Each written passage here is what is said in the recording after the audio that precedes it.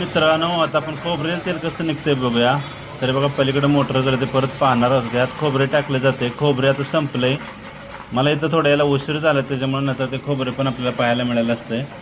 तर शेवट बघा ते सगळं पिळून निघाल्यानंतर पेंडमध्ये नाही, पेंड पडली ती पेंडसुद्धा 2-3दा ते वर टाकत राहतो.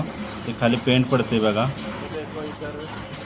तर तेल कुठं आहे आपण बघूया. तर हे बघा तेल निघाले. तर असे तेल निघत राहते. त्याने डबा तिकडे भरून ठेवला आहे. तर यंत्र आपण बघूया एकदाशी. पलीकडच्या साईडला आहे बाजूला पण.